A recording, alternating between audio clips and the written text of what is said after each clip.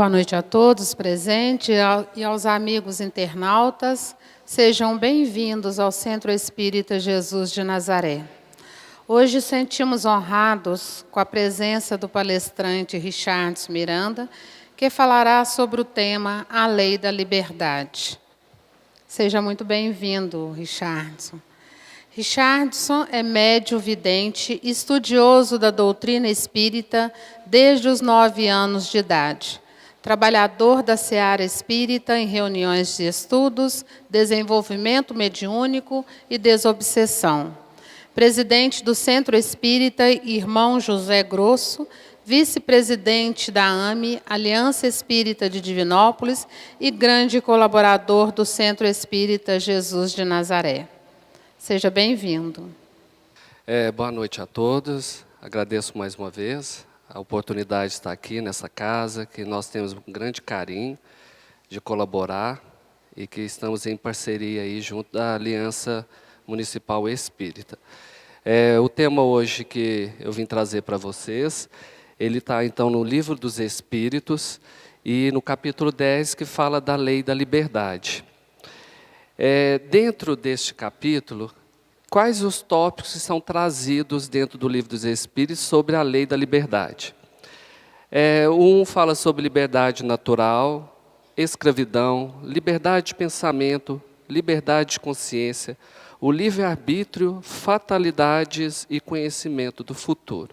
Vai até de encontro a muitas das perguntas, que foram feitas hoje aqui, sobre as questões que permeiam a nossa conduta aqui neste plano de expiações e provas.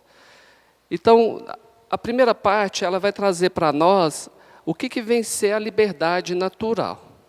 Porque, enquanto espíritos reencarnados, nós viemos aqui com um propósito. Por isso que a espiritualidade sempre nos diz que nós não estamos aqui de passeio. Este plano é uma escola na qual nós nos matriculamos. Como eu falei para vocês mais cedo, é uma matrícula até muito concorrida, porque para cada um de nós que estamos aqui, tem 3 espíritos interessados e aguardando a sua oportunidade. Então Deus, na sua infinita sabedoria, Ele não nos criou perfeitos, Ele nos criou e nos deu as condições para que nós pudéssemos aprender e evoluir por nós mesmos. E qual que é o tripé da evolução? O tripé da evolução, ele se sustenta através da evolução intelectual, moral e espiritual.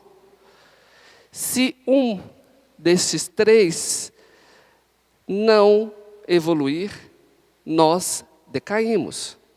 Nós estacionamos, nós não vamos avançar no nosso processo evolutivo.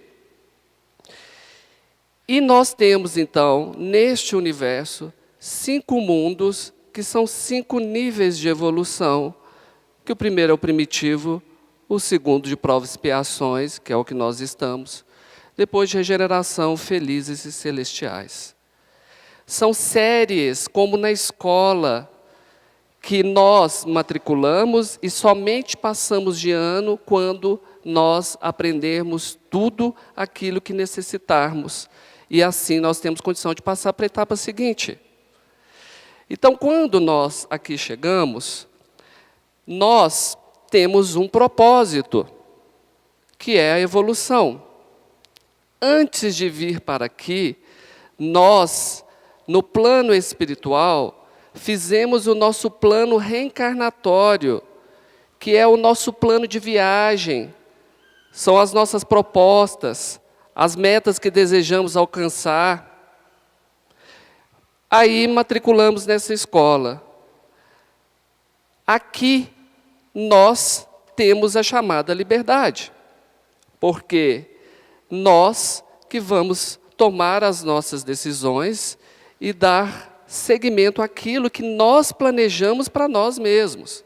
Não foi ninguém que planejou, que impôs isso. Nós, de acordo com as nossas necessidades. Então, quando nós aqui chegamos, vemos aí a questão, o que vem ser essa liberdade? A liberdade é estarmos aqui somente para desfrutarmos dos prazeres materiais e ficarmos aqui sem evoluir, sem colocar em prática, sem aprender tudo aquilo que propusemos? Não. Aí o Livro dos Espíritos nos traz essa primeira parte que fala liberdade natural. O que vem a ser essa liberdade natural? Então lá na questão 825 vai falar assim: as posições no mundo em que um homem possa gabar-se de gozar de uma liberdade absoluta. Será que nós temos uma liberdade absoluta aqui? Para fazermos o que quisermos e o que nos convier? Não. Não porque alguém nos diz isso, mas nós que dizemos para nós mesmos. Porque se nós pensarmos que temos essa liberdade absoluta, nós, então, estaremos desviando dos nossos propósitos. Porque se nós fizermos um plano de viagem para aqui estar, e nós começamos a não cumpri-lo, nós que vamos estar perdendo, nós que vamos estar atrasando. E aí traz lá, qual seria a condição em que um homem pudesse gozar de liberdade absoluta? A espiritualidade sempre nos fala isso. O que nós chamamos de liberdade? Primeiramente, nós temos que entender isso. Nós já somos livres, tanto que nós fomos tão livres que nos foi dada a condição de nós traçarmos o nosso próprio plano evolutivo. Agora, que liberdade é essa que nós ali questionamos e chamamos de absoluta? É a liberdade de não fazer nada? É uma liberdade de achar que ficar de braços cruzados nós vamos alcançar as nossas metas, os nossos objetivos? Então, esse conhecimento de liberdade, ele não existe quando se trata da questão do propósito de evolução, aí que nós tivemos ao vir para cá. A obrigação de respeitar os direitos alheios tira ao homem o direito de se pertencer a si mesmo? O direito de se pertencer a si mesmo, não, mas ninguém existe sozinho. Se nós reencarnamos, se nós estamos aqui num plano o qual nos leva a viver em sociedade, é porque nós, sozinhos, não conseguimos. Nós precisamos do outro para evoluir. O outro tem algo que eu não tenho e que ele pode me ajudar. Assim como eu também tenho algo que pode ajudá-lo. Por isso que nós estamos aqui juntos, desde as nossas famílias até a nossa sociedade. Então nós não podemos voltar o olhar somente para nós, para o nosso umbigo, e achar que as coisas da forma que nos convier, que nos satisfazer, que basta. Não. O meu direito termina quando, naquele lugar que começa do outro. E nós temos que ter essa sintonia, porque cada um está aqui para ajudar e para somar esforços e evoluir. Como conciliar as opiniões liberais de certos homens com o seu frequente despotismo no lar e com seus subordinados? Eu não tenho que medir por baixo. Se eu convivo, se eu me deparo com outros que ainda estão presos na ignorância, nos desvios, nos erros, eu não tenho que medir por ele. Eu tenho que medir por mim mesmo e no que é certo. Eu não tenho que fazer algo ou deixar de fazer porque o outro não está fazendo. Eu não tenho que deixar de fazer o bem, de fazer o que é correto, porque não tem ninguém vendo. Eu faço isso porque a pessoa mais interessada e o olhar mais direto, que mais tem que me preocupar, é o meu comigo mesmo. E nós falamos muito isso. Não é? Hoje nós estamos aqui no mundo de provas e expiações, que infelizmente a quantidade de espíritos ainda ignorantes, ainda desprovidos do bem, é maior do que os bons. Mas será que nós estamos em qual lado? Da maioria ou da minoria? Porque ser bom no mundo de provas e expiações e fazer o correto não é coisa fácil.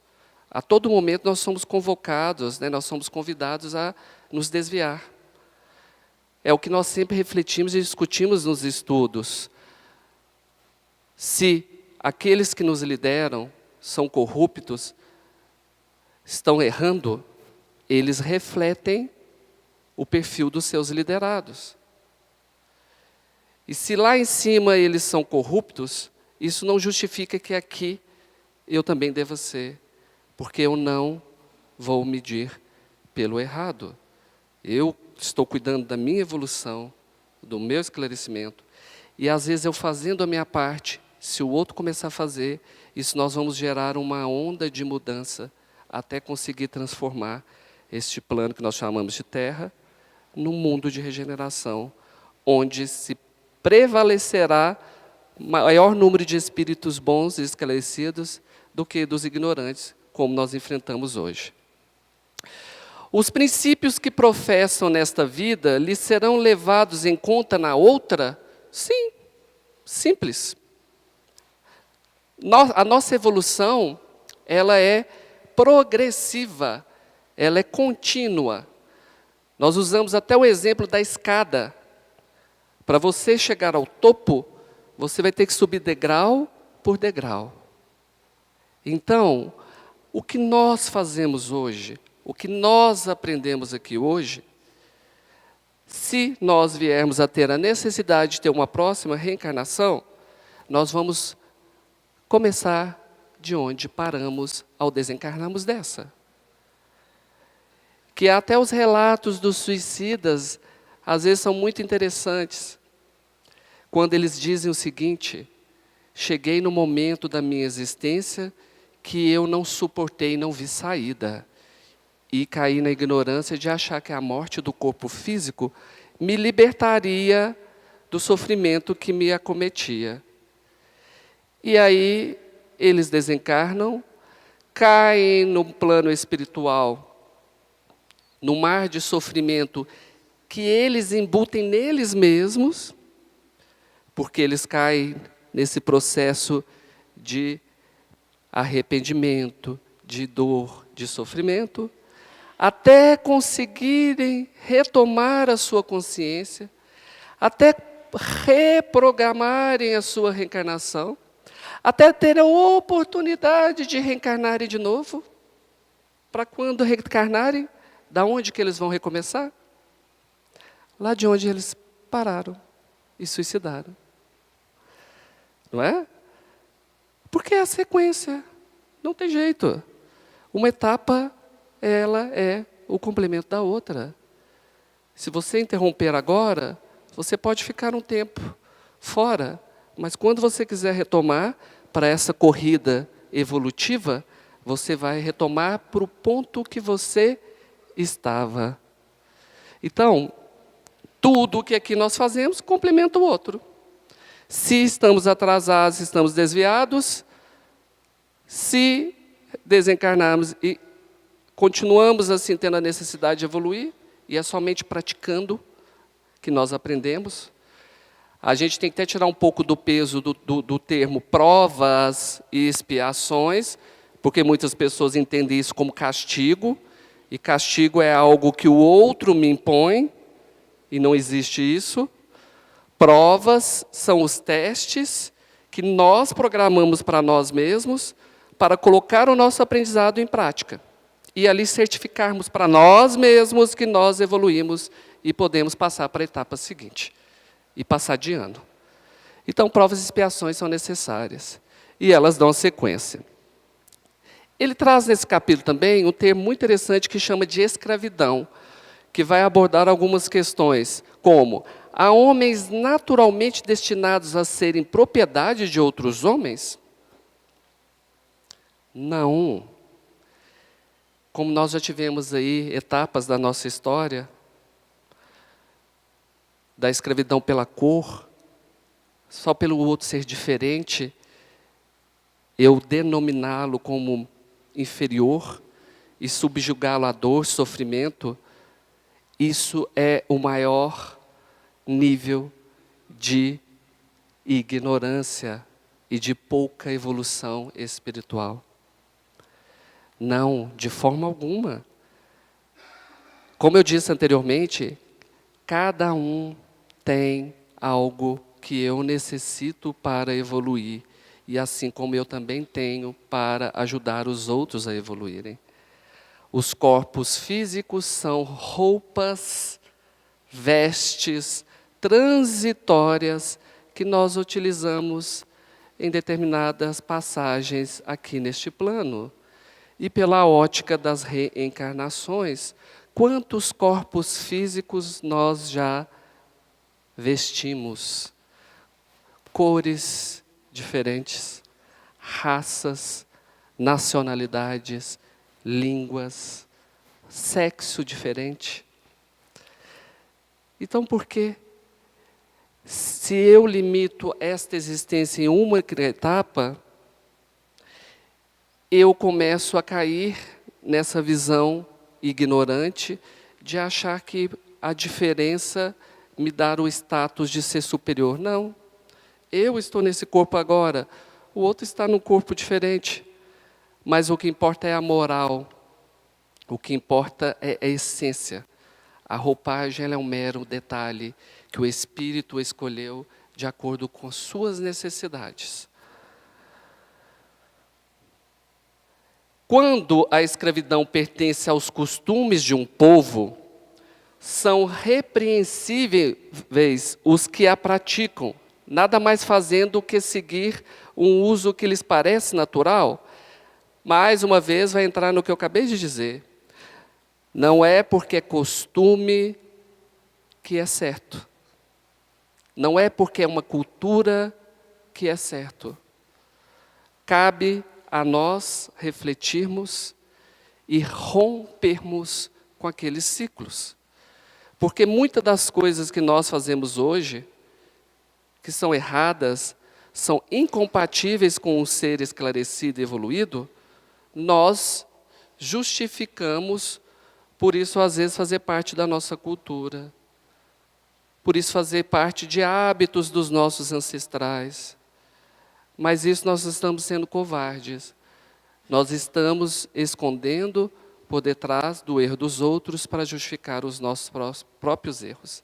Então, o que será que hoje nós vivenciamos nas nossas famílias, no nosso local de trabalho, de estudo, e até de lazer, que às vezes eu me torno omisso?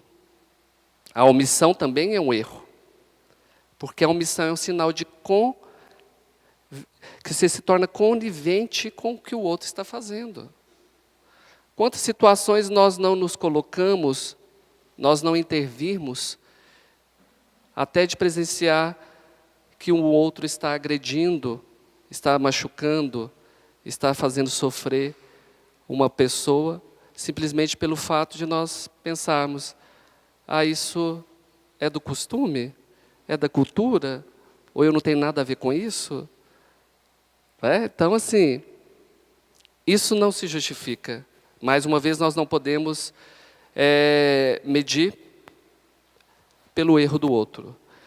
A desigualdade natural de aptidões não coloca certas raças humanas sob a dependência das raças inteligentes?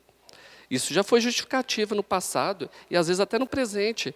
Nós vemos algumas colocações de irmãos ainda ignorantes de acharem que porque eles possuem habilidades intelectuais, ou quaisquer que sejam, que isso lhes dá o direito de serem melhores do que os seus irmãos. Só que eles esquecem de um detalhe, que hoje você tem essa capacidade porque ontem alguém lhe ajudou, lhe ensinou e você aprendeu. Você não nasceu com ela. Então, a responsabilidade ela se redobra sobre aqueles que estão um pouco mais adiantados, são um pouco mais inteligentes, são um pouco mais esclarecidos, para os que ainda estão ali no degrau de baixo, mais envolvidos ainda na ignorância. A espiritualidade nos diz que em situações de confronto, que se nós nos consideramos esclarecidos, cabe a nós controlarmos a situação, às vezes calarmos, porque às vezes o outro ele é tão ignorante que o que nós dissermos não vai adiantar naquele momento.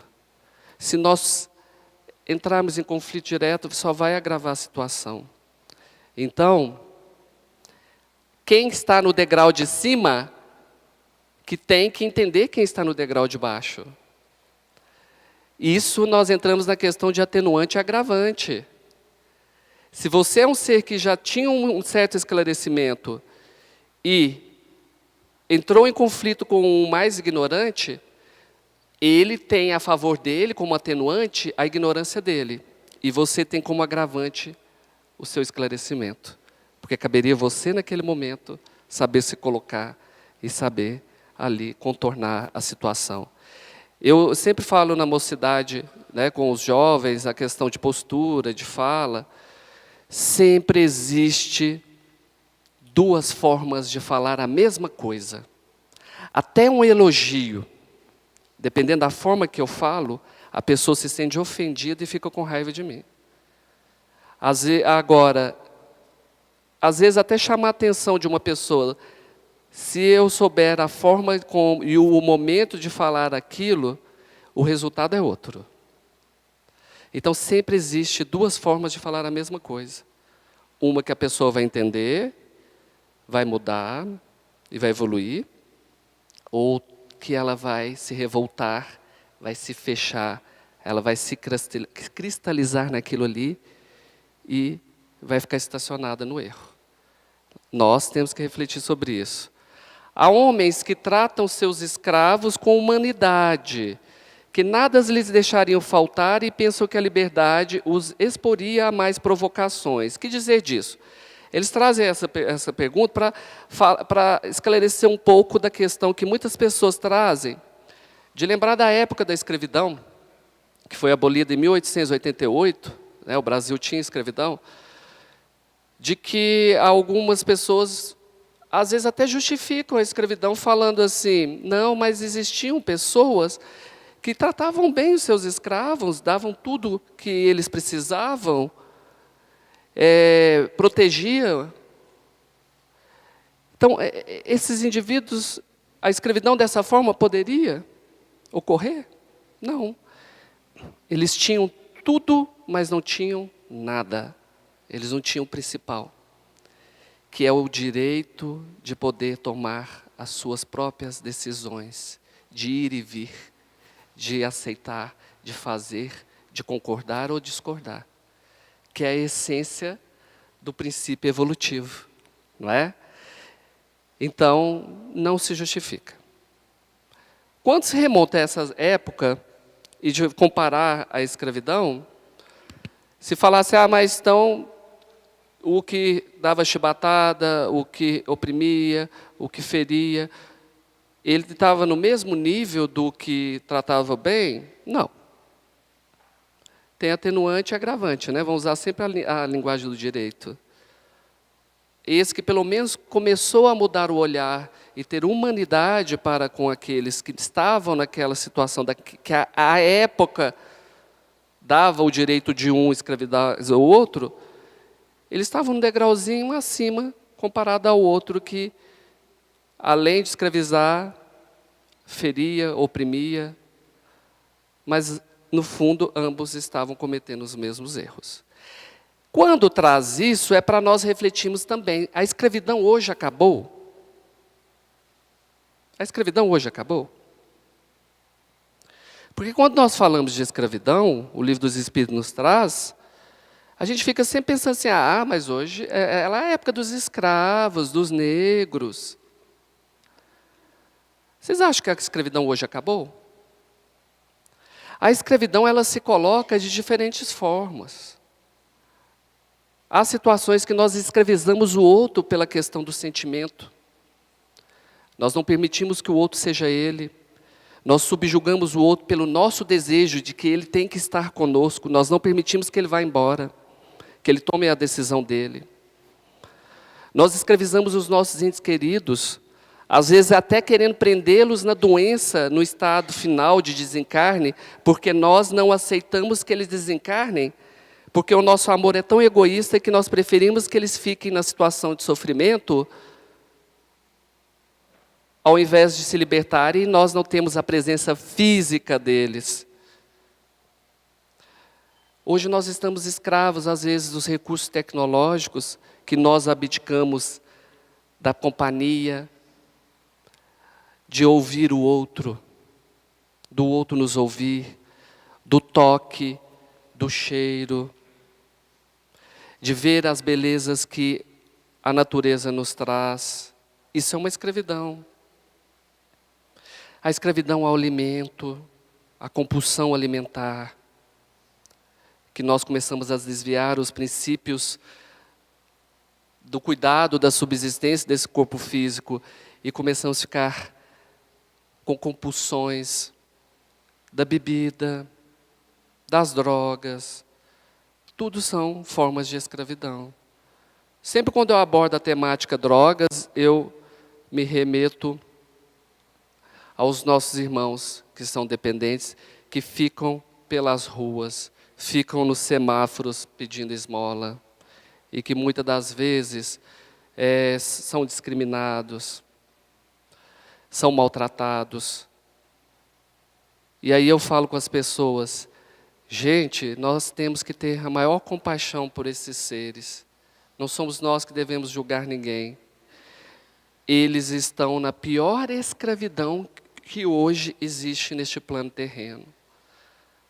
Vocês pararam para pensar que uma pessoa deixar de comer, de dormir, de ficar na rua sob chuva, sol, por não dar conta de ficar longe da possibilidade de usar a droga? A espiritualidade mesmo nos fala que muitos desses irmãos, eles já estão vivendo o umbral aqui, encarnados, que é o mar de sofrimento que eles estão. Então, é o princípio da empatia, sempre nos colocarmos no lugar do outro. O item 3, ele traz a liberdade de pensamento. E aí traz uma pergunta lá que ele fala o seguinte: há no homem qualquer coisa que escape a todo o constrangimento e pela qual ele goze de uma liberdade absoluta? Sim. O nosso pensar é, enquanto encarnado, o único lugar que nós estamos livres e sozinhos com nós mesmos. Ninguém lê pensamento, né? Enquanto desencarnados, isso muda.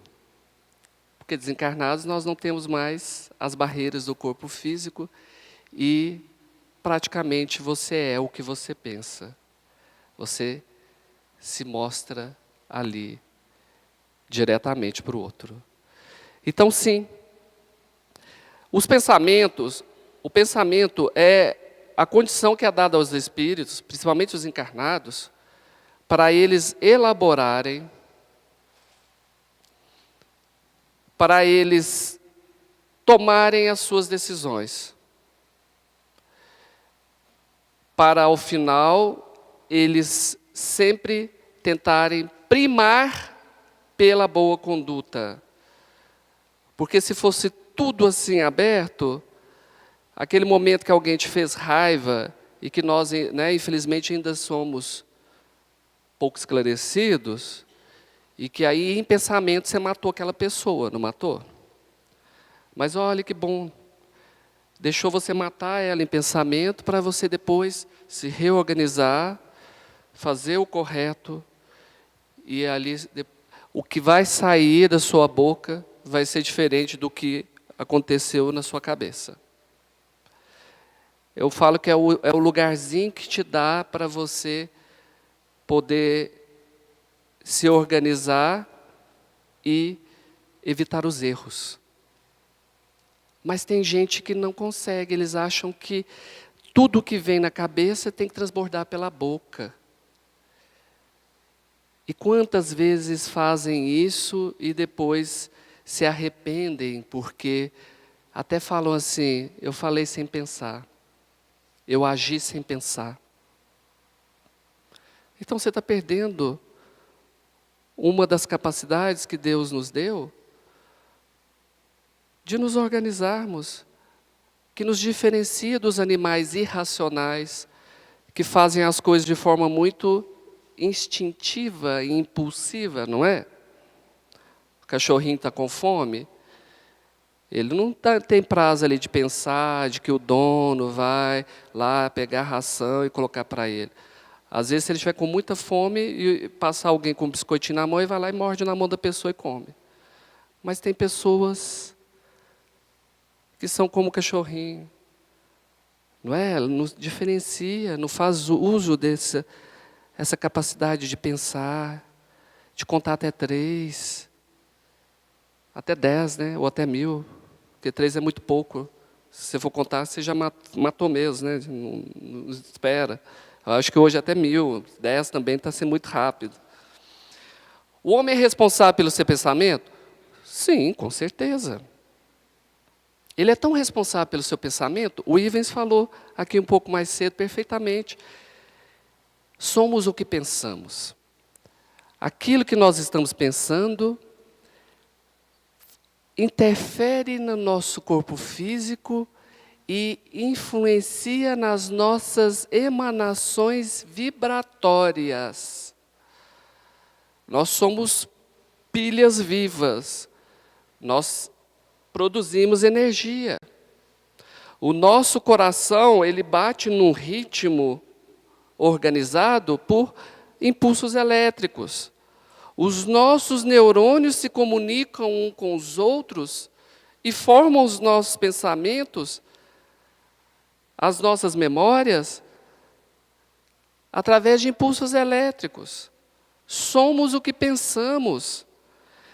Então, a partir da forma que nós estamos mantendo esses pensamentos, nós estamos emanando a energia que produzimos em igual sintonia.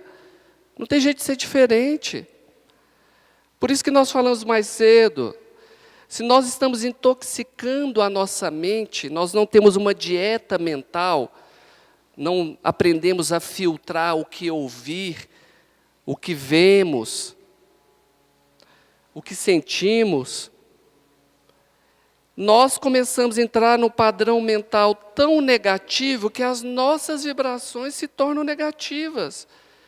E nós somos imãs que vamos atrair para nós aquilo que está em igual sintonia. E se você pensa negativo constantemente, como que as coisas positivas chegarão até você? Como que as coisas darão certo? As vibrações ali estão contrárias. Então nós temos que pensar muito bem nisso. Como que nós estamos tendo esses padrões de pensamentos? E eles resultam na nossa sintonia, tanto enquanto encarnados, as pessoas que atraímos para próximo de nós, e principalmente dos desencarnados também. A liberdade de consciência. Qual é a diferença de pensamento para consciência? A consciência se refere à sua condição evolutiva, ao estado que você se encontra, o degrau que você está na escala evolutiva, o que você alcançou até aquele momento. Isso nós chamamos de estado de consciência. O pensamento é aquilo que está sendo produzido e emanado a partir da sua consciência. E é até interessante que lá no céu e inferno, eles vão trazer para nós o seguinte: o que é céu? O que é inferno? É um estado de consciência. Aquele ditado que eu posso deitar minha cabeça no travesseiro tranquilamente e dormir, ele é muito correto, porque ele está querendo dizer que você está com a sua consciência tranquila, então você está no estado de céu. Agora, quando você não está com sua consciência tranquila, você está no estado de inferno. Então, consciência é o resultado da sua caminhada evolutiva e o que aquilo está te proporcionando naquele momento. Então, tanto encarnado quanto desencarnado, nós podemos estar no céu ou no inferno. A liberdade de consciência é uma consequência da liberdade de pensar? Será? Liberdade de pensar, se consciência é o meu estado de evolução e pensamento é o resultado do que eu estou processando, né, do que está resultando do nível que eu estou. Então, será que a liberdade de consciência é uma consequência da liberdade de pensar? Não. Ao contrário. A gente tem que pensar que a liberdade de pensar é o resultado do seu estado de consciência, da sua evolução. Por isso que a gente pensa assim, para ficar mais fácil. Quantas pessoas nós conhecemos que quando você está com elas, você sente assim, são pessoas que têm uma consciência tão tranquila, tão esclarecida, que os pensamentos delas sempre estão em sintonia com o bem, que nos transmitem energia, nos transmite uma energia boa. Às vezes nós estamos desequilibrados, nós procuramos elas, e elas conseguem nos ajudar a reequilibrar, a se organizar. Viu? A consciência, porque quer dizer então que aquilo é um sinal de que pode se tratar de um espírito mais esclarecido que está ali. Os pensamentos dele, então, são resultados desse estado de evolução. A energia que ele emana para a gente, ela está compatível com o quê? Com as suas projeções mentais. E nos faz bem. Agora, também temos do outro lado. Aquele ser que é ignorante, ou seja, o seu nível de consciência ainda é atrasado, os seus pensamentos são sempre resultados deste atraso, sempre ruins, sempre emanam energias ruins, nos desequilibram, nos afetam e desorganizam tudo. Só que aí, por pior que nós estejamos, lembre-se da questão da escada. Pode ser o primeiro degrau. Se você já tiver subido o primeiro degrau e tem um ainda que não subiu, mesmo que você também seja pouco esclarecido e até ignorante, naquele momento ali você que vai ter que se compadecer e entender o outro e não duelar com ele. Porque senão, vocês estão no mesmo nível. Qual é o resultado dos entraves à liberdade de consciência? Quais são esses entraves? O que é entrave da nossa liberdade de consciência? É o que nós falamos mais cedo. São os nossos desvios. Porque todos nós sabemos o que almejamos e o que nos faz bem. Qual é a sintonia que queremos. Se nós nos desviamos desses caminhos, isso será um entrave. Porque vai pesar na nossa consciência. Nós não vamos conseguir deitar e colocar a cabeça no travesseiro e dormir tranquilamente. Vocês já viram que é automático? Pelo menos espera-se, né? Que quando a gente deita, parece que a gente começa a refletir como foi o dia. Se foi um dia bom, a gente às vezes até dorme direto. Mas foi um dia ruim, a gente começa a ter insônia. Você começa a ficar pensando naquele problema, naquela situação. E o que as pessoas têm feito hoje? As que estão com a consciência pesada, tomando remédio para dormir, se drogando, né? O nosso corpo é tão perfeito que se ele não estiver em sintonia, se ele não estiver equilibrado, os processos ali não ocorrem. Se eu estou com dificuldade de dormir, é porque tem algo que está lá na minha consciência que está pesando, que eu preciso resolver, que eu preciso de mudar. Porque somente a partir daí eu vou ter a liberdade da minha consciência novamente. Que a psicologia chama até de catarse, que é quando você reconhece aquilo que está lá e tenta resolver.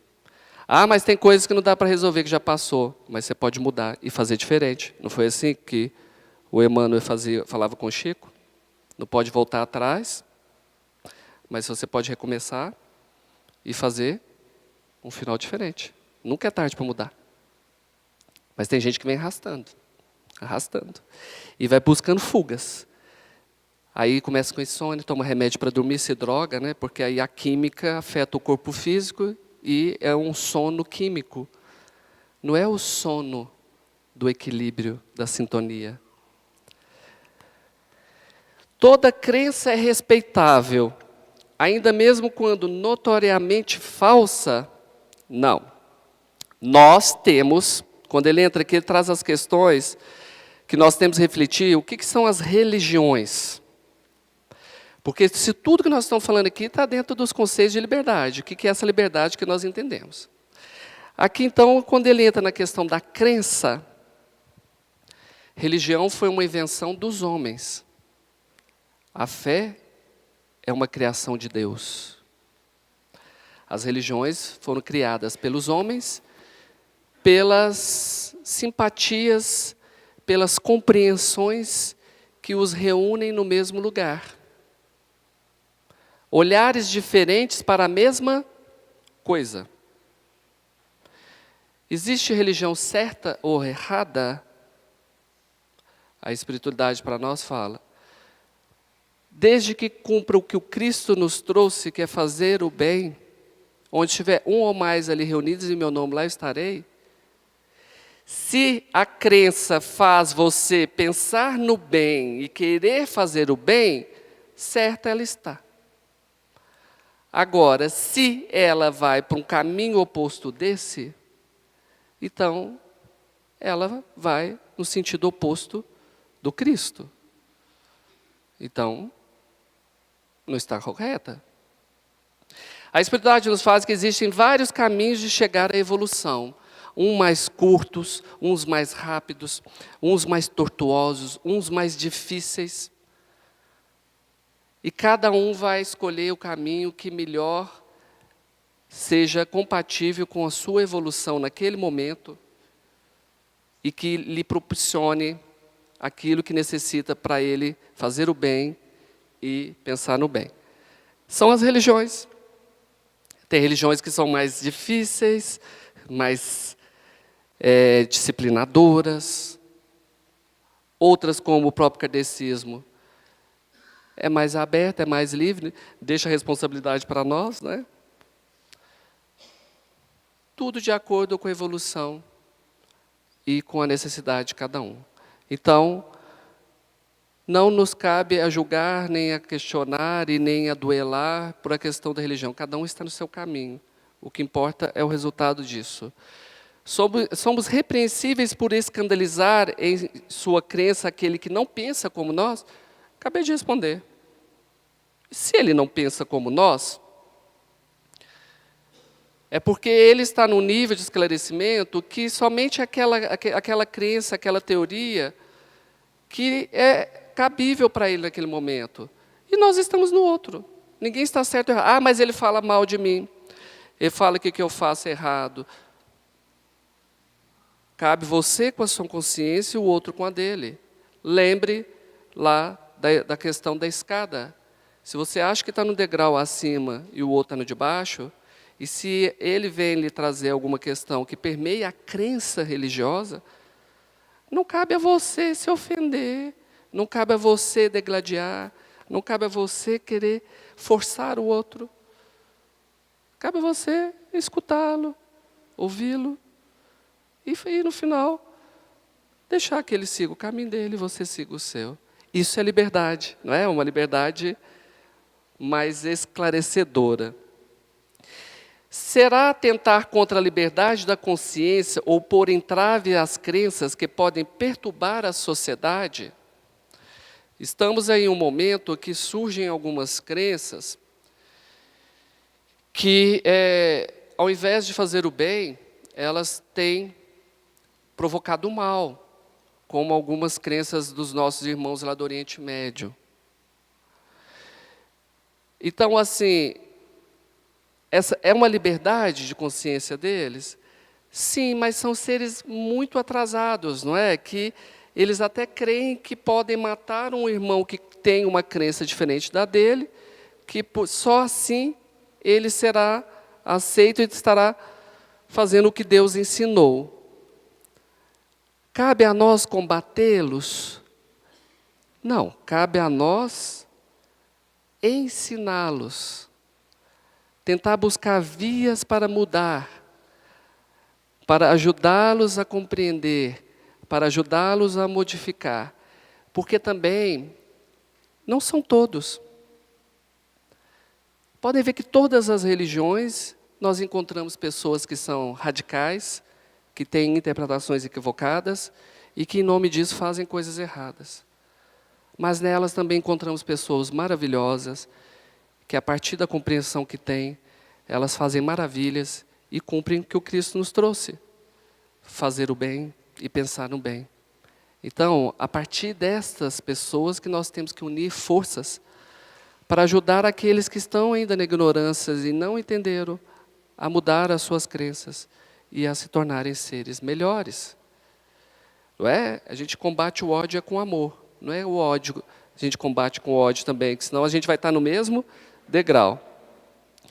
Devemos, por respeito à liberdade de consciência, deixar que se propaguem doutrinas perniciosas, ou podemos, sem atentar contra essa liberdade, procurar conduzir para o caminho da verdade os que se desviaram para falsos princípios. Acabamos de falar. É isso.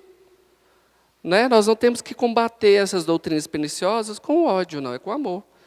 E buscar alternativas para resgatar esses que se desviaram por esses falsos princípios. Porque, como eu falei para vocês, nós somos seres reencarnados. A espiritualidade nos traz que a média de nós que estamos aqui, reencarnamos no mínimo 70 vezes já. Então, pensem bem, nesse mínimo de 70 reencarnações que nós tivemos, o que nós já fomos? Nós já fizemos sacrifício, jogamos as mocinhas no vulcão, nós já comemos a carne do outro, nós já pusemos fogo no outro na fogueira lá, porque tinha outra religião. Até a gente chegar hoje, né, kardecista, um pouquinho mais esclarecido.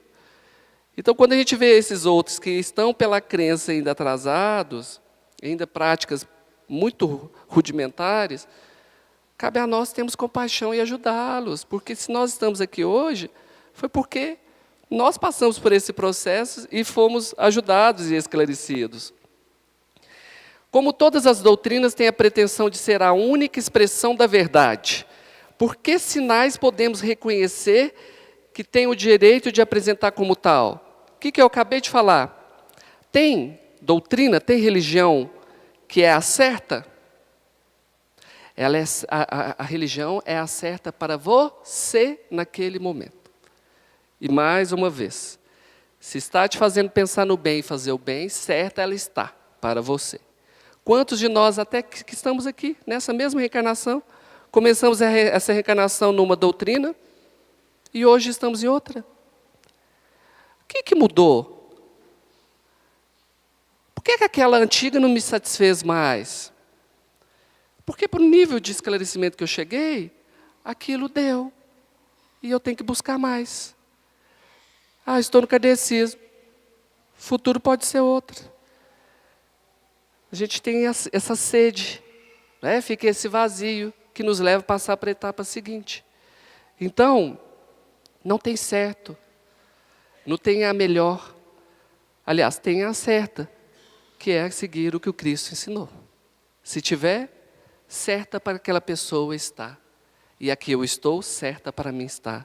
Eu a respeito e ela deve me respeitar. Livre-arbítrio. O homem tem livre-arbítrio nos seus atos?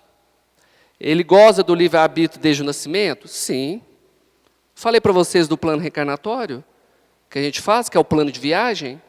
É a mesma coisa, olha, vamos viajar nas férias, vamos fazer um plano aqui, nós vamos de carro, aonde nós vamos parar, aonde nós vamos comer, chegando lá onde nós vamos hospedar, que passeios nós vamos fazer, o que nós queremos ver. Nós fizemos isso antes de vir para cá. Nós não tivemos o livre-arbítrio para poder escolher o plano da nossa viagem. Agora, se nós vamos cumprir, é a mesma coisa do roteiro da viagem.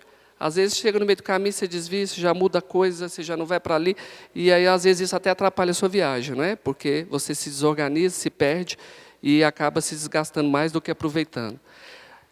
Gozamos do livre-arbítrio desde o nascimento? Sim. Todo espírito tem essa liberdade de escolher o que ele quer. Só que, a infância, o corpo físico nos limita muito. Deixa um bebezinho sozinho, morre de fome. Então, a espiritualidade nos mostra que nós começamos realmente a exercer esse livre-arbítrio quando a gente entra para a adolescência e para a fase adulta, porque aí a gente já se torna mais independente fisicamente dos outros também. Então, temos sim o livre-arbítrio, essa liberdade. As predisposições instintivas que o homem traz ao nascer não são um obstáculo ao exercício do seu livre-arbítrio? Sim. O que são essas predisposições? Eu não falei para vocês que a gente começa aqui, da onde a gente parou lá? Se lá você estava num degrauzinho muito baixo e ruim, então aqui você tem uma tendência a recomeçar dali. Daí que nós vemos as crianças, porque os pais acham que eles criaram um novo espírito. Quando a mulher engravidou, os pais criaram um novo espírito? Não. Eles criaram um novo corpo para um espírito que já existia, que está reencarnando. E por que aí a gente vê a diferença das crianças? Às vezes os pais reconhecem na criança lá novinha já tendências más, inclinações ruins, desvios. Uai, se fosse um espírito novo, era para ser tudo novo, não é? Mas não, esse espírito é antigo. Ele somente está tendo um novo corpo físico. E cabe aos pais, então, direcionar, minimizar através da educação essas más tendências para poder direcioná-lo no sentido mais evolutivo, mais esclarecido. O nosso corpo, ele interfere nos atos da nossa vida e influencia. Ele prejudica o nosso livre-arbítrio, o nosso corpo? Olha, o nosso corpo, ele funciona de uma certa forma como uma maquininha. Mas nós temos que pensar que essa maquininha também funciona, quem controla ela é o espírito que está aqui dentro. Então, se o corpo começa a ter algum desvio que prejudica o livre-arbítrio do espírito, na verdade, ele está sendo uma consequência da escolha, através desse livre-arbítrio, que este espírito fez errada. Uma obesidade mórbida, uma dependência química, uma deficiência por um acidente, por uma inconsequência. Então, é tudo ação e reação. A alteração das faculdades tiram do homem o livre-arbítrio. Por exemplo, se ele bebe e dirige um carro, atropela os outros, matam as pessoas, se tem um acidente, fica paraplégico. A alteração das suas faculdades físicas interfere no seu livre-arbítrio? Aí nós temos que pensar que interfere, a partir do momento que eu bebi para frente, mas ela já vai interferir, ela já ocorreu em detrimento de uma escolha que eu fiz antes.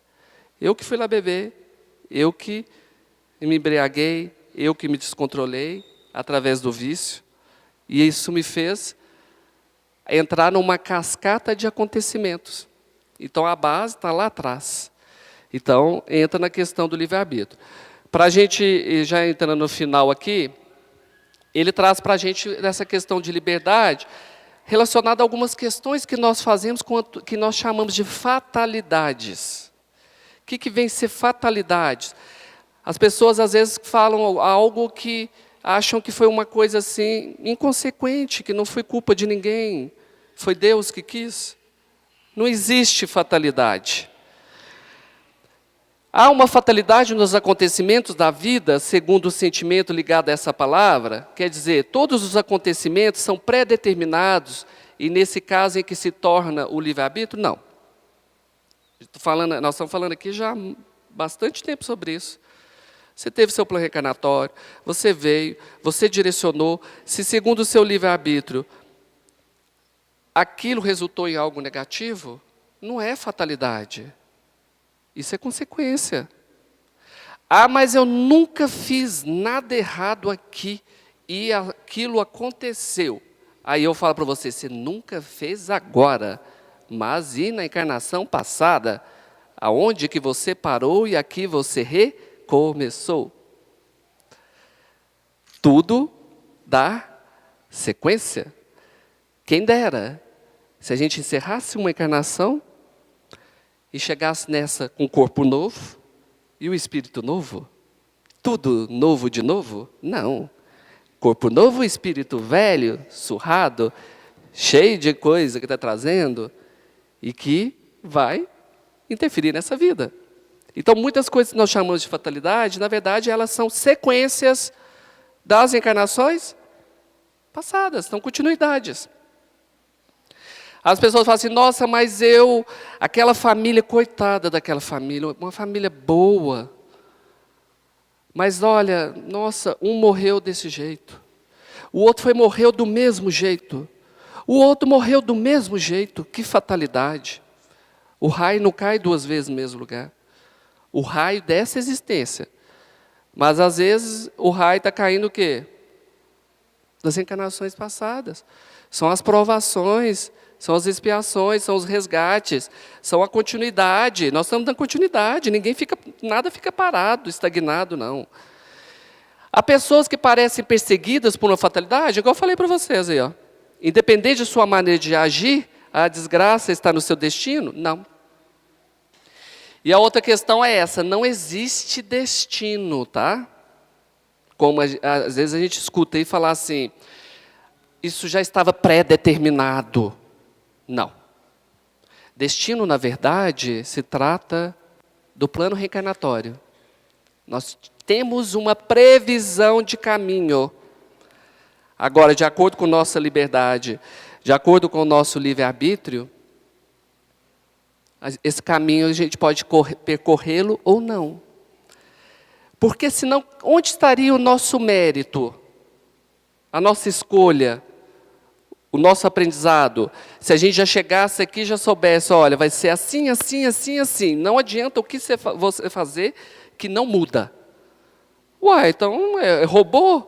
A gente chegou aqui igual um robozinho e vai seguir aquilo? Não.